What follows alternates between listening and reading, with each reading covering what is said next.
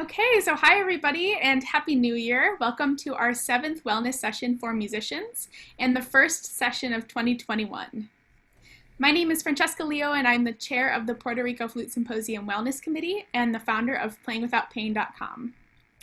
I am joined by my wonderful colleague, Dr. Jessica Koebbe, who is a member of the Puerto Rico Flute Symposium Wellness Committee, the chair of the Puerto Rico Flute Symposium Collaborative Piano Institute, and the founder of mindfulmusicpedagogy.com. Our previous sessions have addressed the relationship between breathing to a number of different topics. All of our sessions are archived on the Puerto Rico Flute Symposium's Facebook page, as well as playingwithoutpain.com, mindfulmusicpedagogy.com, and the Diaz del Moral Foundation website, which is a link in the description. So if you would like to go back and watch any of our previous episodes, they are listed on that link. If you're a music educator and you wish to share this video with your students, we also offer the recorded Zoom session, which you can find on the link provided in the description. You may also send us an email at wellness@prflutesymposium.org, where we can share the MP4 files with you directly. We also welcome questions or topic or guest artist recommendations as we proceed with these sessions. You may send an email to wellness@prflutesymposium.org with any suggestions you have. You may also make a donation if you feel so inclined and you are enjoying these sessions at the link in the description. So today we will continue with the body series, and we will go through a slow stretching routine that you can use during practice breaks or to relieve muscle tension and reduce anxiety. We will also be reviewing progressive relaxation that we introduced a few weeks ago that can help relieve muscle tension and bring you back to the present moment.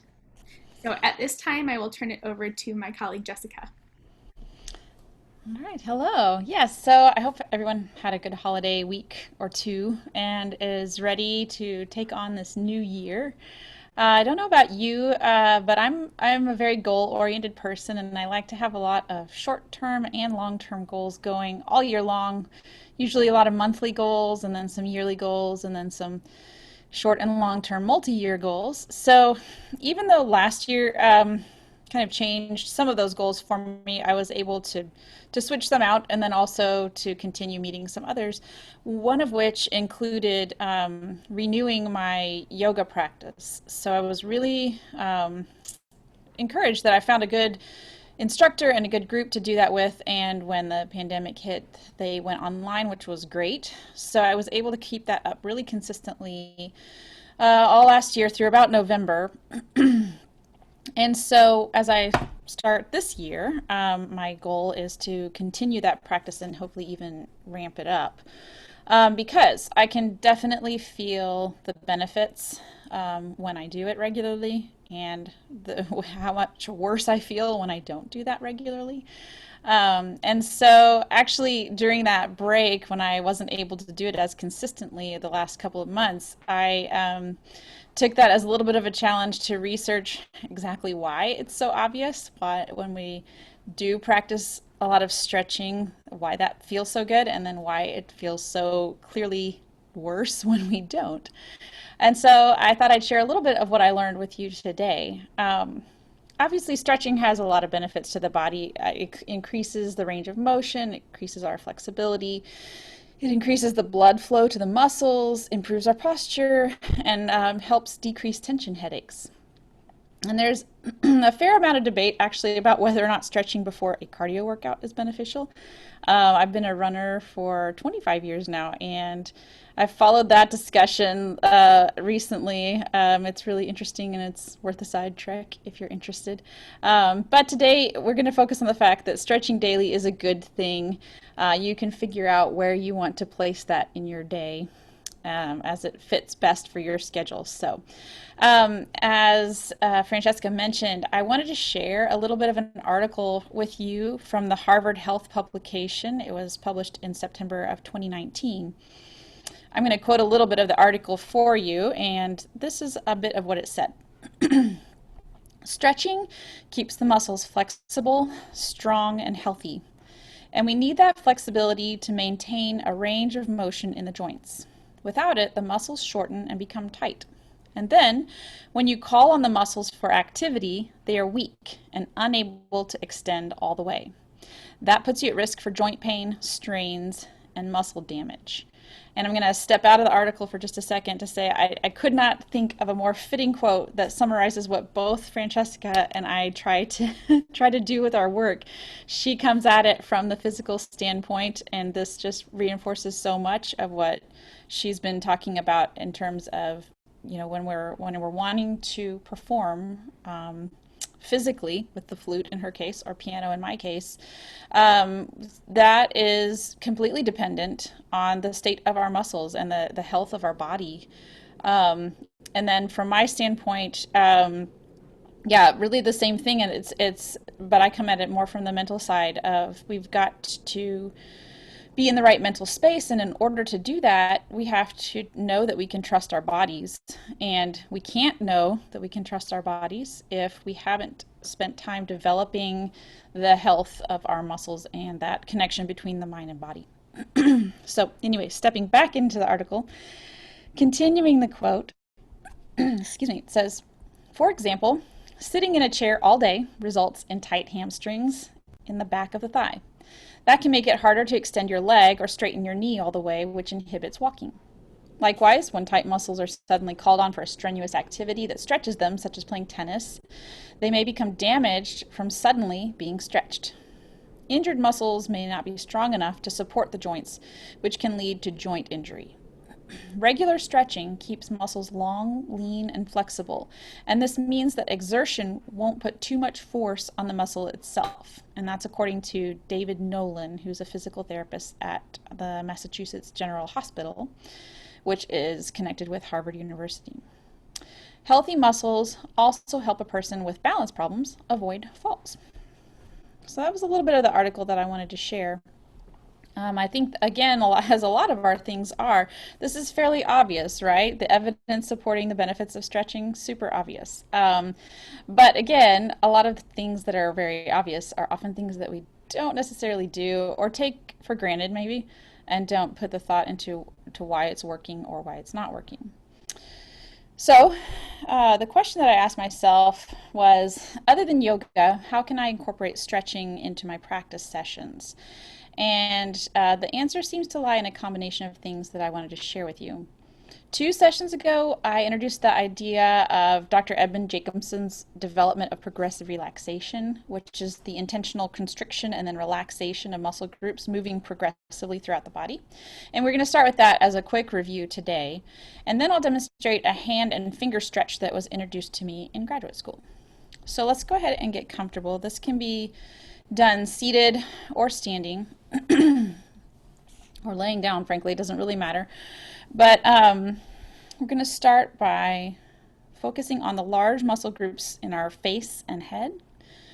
So closing your eyes, take a deep breath. And then constrict the muscles in your face and in your scalp and in your ears. And hold that for 5 seconds while naming what that feels like to you. Here we go. And then relax that section and also name that feeling. Try it again. Constrict, 2, 3, 4, 5. Relax, 2, 3, 4, 5. Now we're going to move down to the neck and the shoulders. At first, you might just want to place your hands there to remind your body exactly which muscle groups you're wanting to target. As I mentioned a couple sessions ago, for this exercise to be effective, it's really important to isolate the specific muscle groups you're wanting to work with and to truly try to avoid tensing up sympathetic muscle groups that may want to get in there and help a little bit. All right, so now let's go to the neck and the shoulders. Again, you're going to contract the muscles for 5, relax for 5. We're going to do that twice. Here we go. So neck and shoulders, contract, 2, 3, 4, 5. Relax, 2, 3, 4, 5. Again, contract. And as you contract, think of how this feels. And then relax. And think of how that feels. That naming is a really important part of the process because it provides the brain with a little bit of a shortcut to that muscle group so that when you're in your practice sessions or in a performance and you recognize the tension in that area, you can just say that word and then your brain already knows what to do. Let's continue moving on down to through the arms. So we'll just go with the whole arm. So your biceps and triceps and your fists. You might want to take your fingers and make a fist as we do this. We'll do it twice. So here we go. Focusing just on the arm muscles. Contract. 2, 3, 4, 5. Relax. 2, 3, 4, 5. Again, contract. And as you do that, name that feeling. And relax. And name that feeling. Now let's take the general torso, lower back, abdomen area. Okay, so you might want to put your hands there just so you're being aware of not contracting or constricting the muscles, especially in your thigh or your neck as you do this. So here we go. We're going to contract. 2, 3, 4, 5. Relax. 2, 3, 4, 5. Again, and as you contract, you're naming this feeling. And relax. 2, 3, 4, 5. Moving on down, let's go to the thighs. For this, make sure your feet are flat on the floor and that you're not curling your toes. And you might place your hands on your thighs again just to make sure that you are focusing just on that particular muscle group. Here we go. So contract.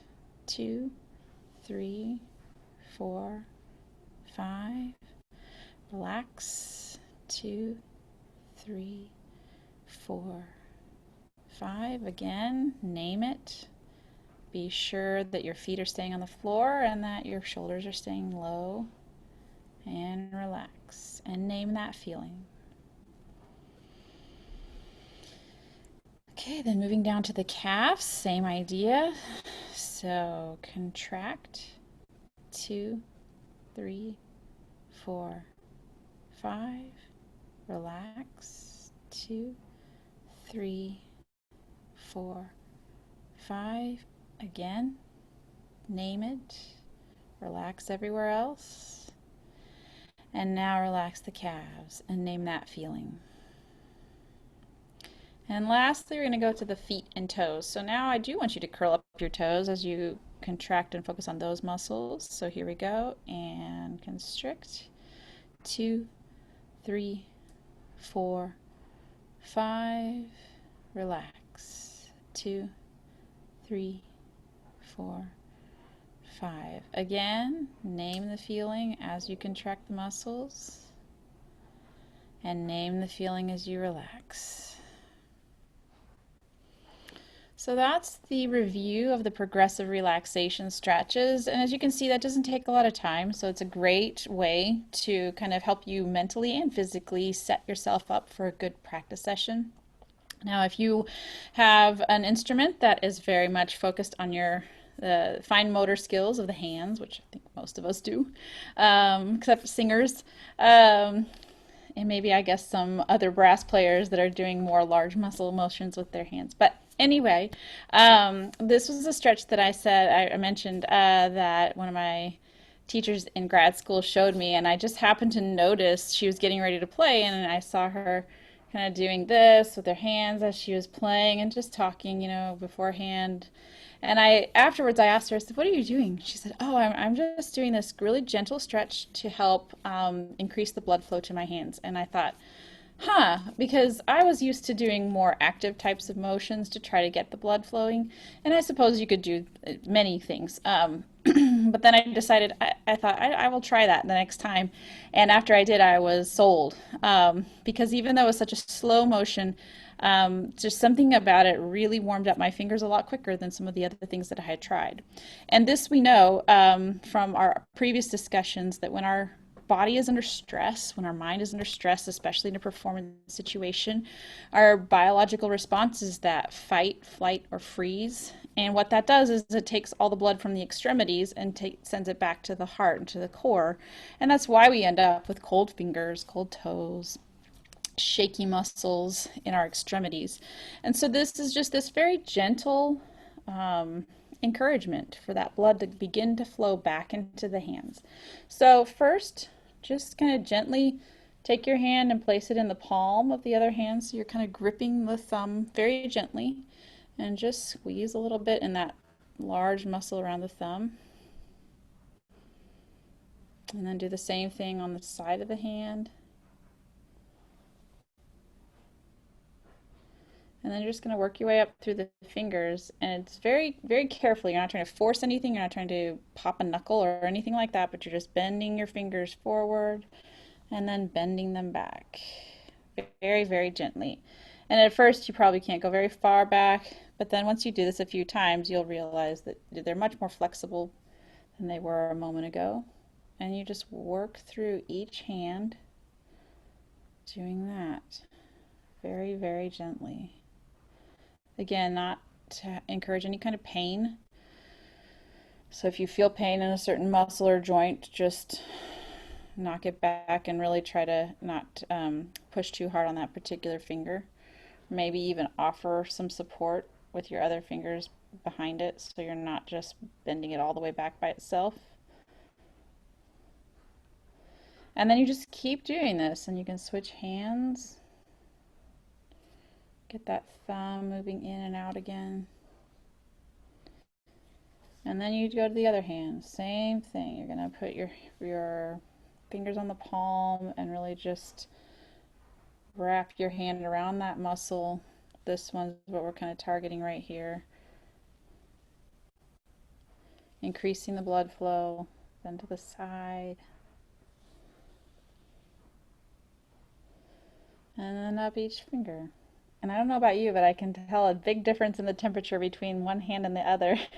So the hand that I just worked is very warm. The hand that I'm currently working is chillier. So just going through each finger, back and forth, slowly, without pain, lots of support. Again, the point is just getting blood to flow back through the extremities. And when I'm doing this before performance, obviously I have to do it a little bit longer because I'm usually colder and it often will come and go. So just keeping that motion going finger to finger. Yeah, so I've been surprised with how effective that particular one is. So I've kept it in my toolbox ever since. I'm grateful for that, for her showing that to me. So hopefully that one is helpful for you as well. And that's all I've got for today. So back to you, Francesca. Awesome. Thank you so much. That was so helpful. And it was crazy the temperature difference between my two hands. At first I didn't really realize it at first. And then when you said something, I was like, oh my gosh, this hand is freezing. It was crazy, but that's awesome. And that's something that it's so useful for all musicians, especially in my case for flutists, because we're always just going a million miles per hour with our fingers, and pianists as well. So yeah, hopefully you guys had a good experience. Let us know if you have any questions about that. And yeah, thank you so much, Jessica. So next week we have a really exciting presentation. Amy Likar, who is actually my body mapping teacher. She's a flutist. She's an Alexander Technique teacher. She has her doctorate. She's a body mapping educator. She basically can do anything. She's amazing. We love her. So she will be leading a constructive rest session. And for that, we will ask you to RSVP in advance because there are some preparation videos that we would like to send you in advance so that you can set up your space so that you're all ready to go and you can just come lie down with us and just rest for about 15 minutes, and she'll guide us through it.